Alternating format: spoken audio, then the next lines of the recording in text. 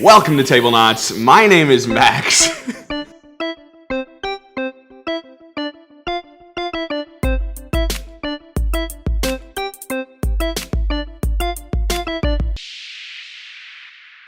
I got a little sneak peek of things coming in 2025, and before the end of this video, I'm going to tell you my top 5 most anticipated games of 2025 that I saw this year at GAMA Expo. Asterisk, that I can talk about. Welcome to Tablenauts. My name is Max, and just a few weeks ago, I went to my first ever GAMA Expo.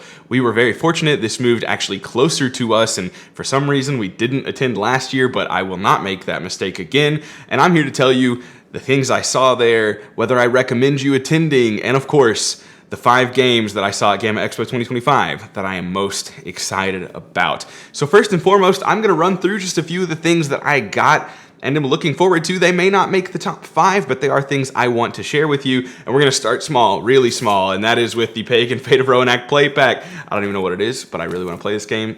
It's on my Shelf of Shame challenge that we're doing. So Pagan Fate of Roanoke, looking forward to it. Scales of Fate by Ivy Studios. This is the 2-player Veiled Fate. We got a demo at GAMA Expo, but we have, scheduling-wise, been unable to play this. It's actually currently on Kickstarter. I encourage you to check it out. I have heard nothing but good things. I cannot tell you my own opinion because I haven't had the luck, haven't had the good fortune to play it yet, but I'm really anticipating this game. As you know, we love Veiled Fate. I've loved it at 2 players, even in the base game, so I'm really interested to see how this kind of changes things up. But again, check it out. It's out there. We just don't have any experience with it just yet, but you'll be hearing from us very soon, I'm sure. Then we played Barbecues. This is basically, what's it called? The little, oh man, it's about a campfire. Well, how am I forgetting this? It's like the most popular game in the world.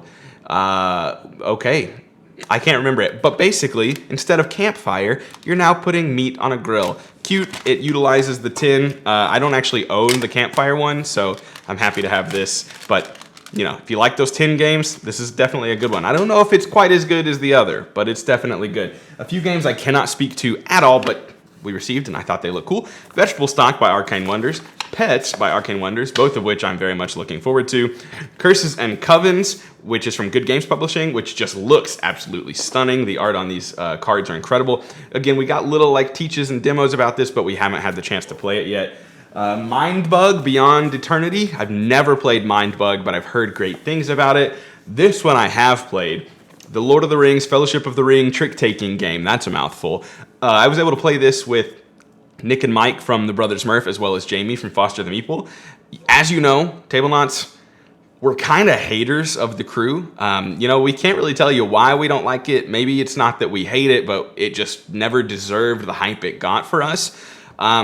This is not receiving the same level of hype, so maybe our perception is skewed, but I liked this quite a bit. I don't know the books. I've only seen the movies. I think if you are a book reader, you are going to really appreciate the depth and the characters that this game shows off. Basically, you're playing a character each time. It's very similar to the crew. You have different goals you need to hit, but the characters are like people I had never heard of. Tom Bombadil. I don't know who that is, but it was Nick's favorite character from the book, so he was thrilled to play with him in this game. I really enjoyed the structure here. I've played it 6 times. We won 4 chapters, so I'm looking forward to actually keeping up with this one and introducing it to Doolin and Kenny and seeing if we like it any better than the crew. And then I haven't had a chance to play this, but I have, of course, played the base game and love the base game. Sniper Elite Eagle's Nest. So very excited to get this out. I love the core game. I think it's one of my favorite hidden movement games, and I'm excited to see what the expansion has to offer. And lastly, React, the Arts of War. This is Brother Ming Games. It is a 1v1 very in-depth strategical game, and I'm looking forward to talking more about this one in the future. So those are some of the games that I acquired and I'm excited about. Perhaps not on my top 5, but we'll find out. Let's jump right in to number 1. These aren't ordered in any specific order, but one of the games I'm most excited about in 2025 is the game I just mentioned, React, the Arts of War. We got an actual demo here with the designer and publisher himself. He taught us a bit about the game, showed us off. We did end up getting a copy of the deluxe edition. It is gorgeous. I love the full color, vibrant standees. The art on the cards are great. This is a game that is going to have you playing it over and over and over again, I think, which is both a positive and a negative, and I'll speak to that from our experience. This is going to be a game that is going to be similar, I'm not insinuating that it's the same, similar to something like Summoner Wars or Unmatched, in which you are playing these asymmetric characters 1v1 on like a grid-based board. So unlike Unmatched, where the map is kind of different, it's more akin to Summoner Wars for the map side, and you're going to be manipulating that.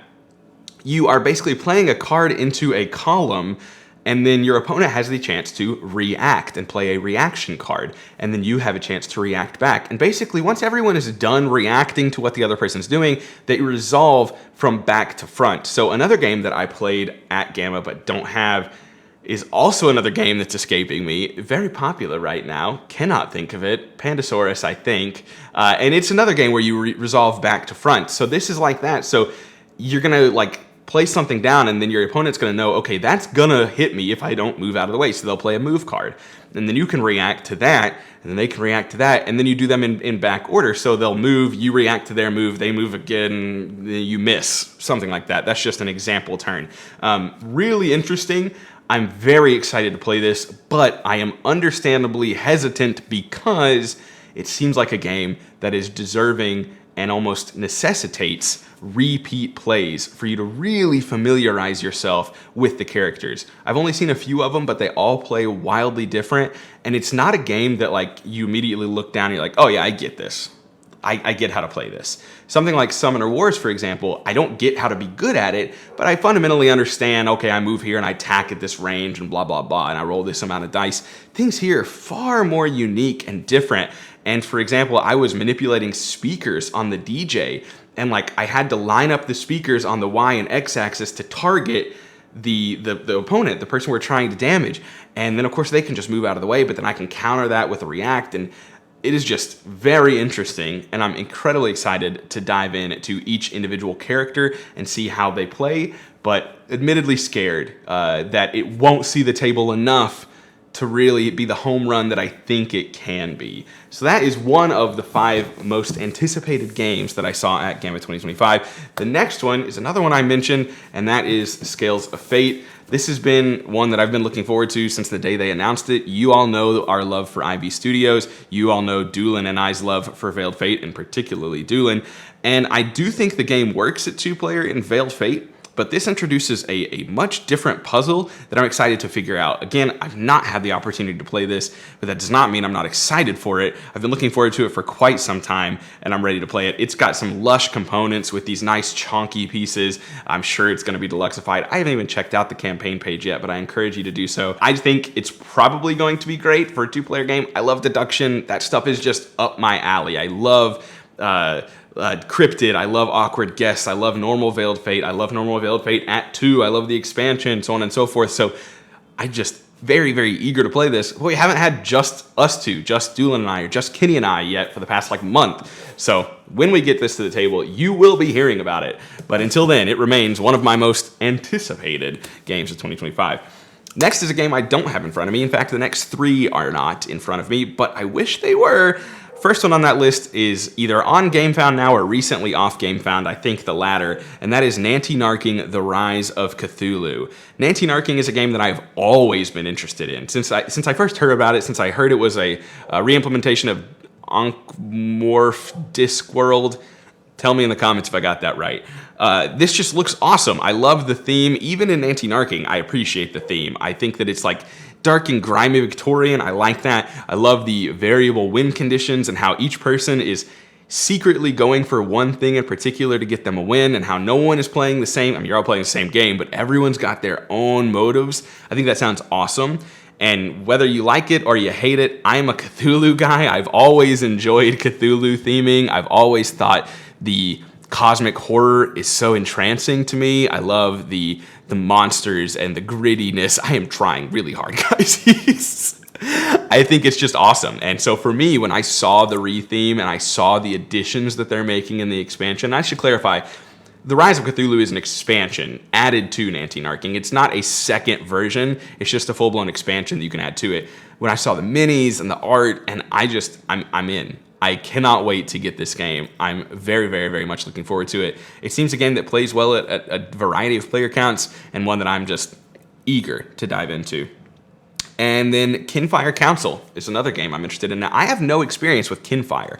I believe Doolin has played both Delve and Chronicles, that's the other one. I've yet to play any of them, but this is the one that I'm most excited about. It looks incredibly cool. It has a PvPvE element where there's like a cult that if at any point in time during the game you're like, man, I'm not doing well, you can strive to like join the cult and hope that they win and in turn you. I just think elements like that are so interesting in games where it can ebb and flow and just change at the drop of a hat. I love that tactility and being able to decide this isn't working, I need to do something else. I think that sounds amazing. There's bidding, there's voting, and of course, I'd be remiss without saying that the art is just absolutely jaw-droppingly beautiful. If you've kept up with the Kinfire series at all, you will understand that that is true. But if you haven't, look it up. I think it's beautiful looking component, art, incredible. Cannot wait to get my hands on Kinfire Council. And especially for like our group, I think this is gonna be a big hit. You know, we love the very interactive games, the worker placement games that aren't just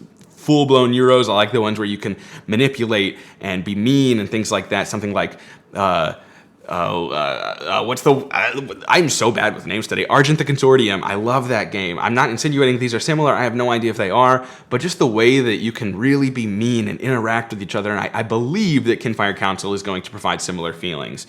Lastly, maybe the one I'm most excited for is Molly House. This is by Cole Worley.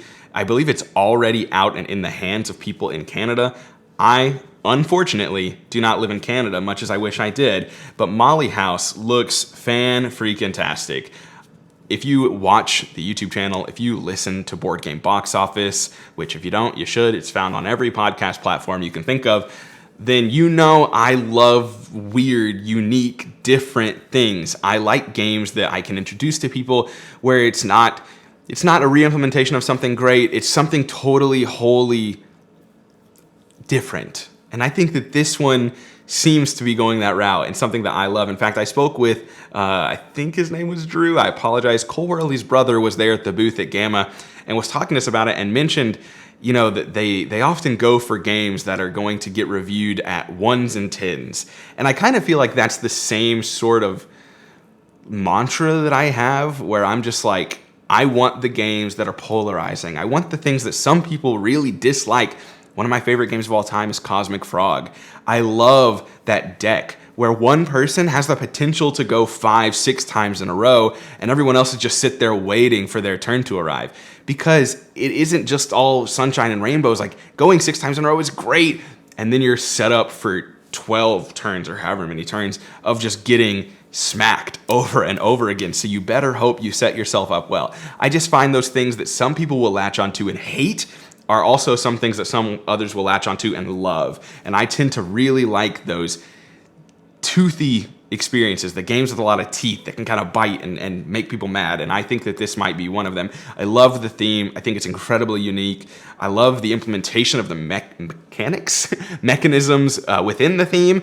I encourage you to read some design diaries and things out there if you haven't already. Board Game Geek, there's a lot of really good posts by Cole on there kind of explaining his thought process and certain things because, again, some people think it's quite contentious or don't like certain aspects of it. And he goes out to bat and defends it. And I think it's very interesting. This is a game that I am just amped for. Oh, it's Roll and Move? I didn't mention that. Roll and Move. Crazy. In 2025. What a novel concept. I cannot wait for this. This is like, yeah, it's number one for me. I said they weren't numbered, but this is number one. I am incredibly excited to play Molly House. Now, before I end this video, I want to talk briefly about GAMA as a whole and decide, give you a little insight, tell you whether I think it's worth it or not. If you are in the industry and if you are anywhere in the area, I think GAMA 2020, or this would be 2026, I think GAMA Expo is invaluable. I really enjoyed my time with it. I will do things differently next time. I decided to go very last minute. I did not plan, schedule, set up meetings the way I should have. And I also will say that for content creators, I found it incredibly valuable, but admittedly, I think that there's less there to do for a content creator than there is for someone who owns a local game store, who is publishing or designing. I think that it's really meant for those people, but that there's certainly some invaluable resources for us as well.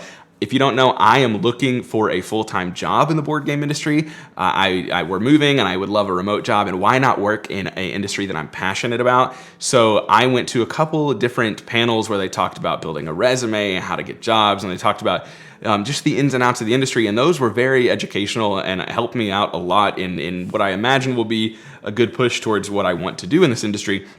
But then there's amazing panels for things that I would never even think of, like for store owners, the arrangement of your store, like how the different ways that you can arrange your store is actually beneficial or harmful towards your customer base. How to interact with service animals in your store. For designers, there's design groups where you're meeting up with board game designers who are looking at your products and telling you, giving you feedback right there in person. There's just so many different avenues for support there that if you are interested at all and available to attend, I really, really do think it's worth it. At the very least, as long as it remains in Louisville, I will be going 100%. Even when and if it moves away, I hope it doesn't, because I really, really liked it being close. If and when it moves away, I might still try to attend, but at the very least, while it's here, I'm going every single year. I think it was an incredible experience, not only the education, not only seeing what's coming, but also just meeting new people, hanging out with friends. I was able to see Jamie, I was able to see tons of different people there, and it was just such a great week. I am very much excited to go back to GAMA in 2026, and if you're interested at all, let me know down in the comments. I'll be happy to answer any questions I can. Tell me what games you are most excited about in 2025. Maybe there's some I haven't even heard of, and I would love to check them out. As always, thank you for watching. Don't forget to leave a like and subscribe if you liked the video. We really do appreciate that. And of course, check out our podcast, Board Game Box Office, for all our discussions on movies, board games, and hypotheticals, wherever podcasts are found. And lastly, there's a link in the description if you want to shop and or trade at Noble Knight Games. It does give us a bit of a kickback, which allows us to purchase different games to cover on the channel. We appreciate you very much. I'll see you next time.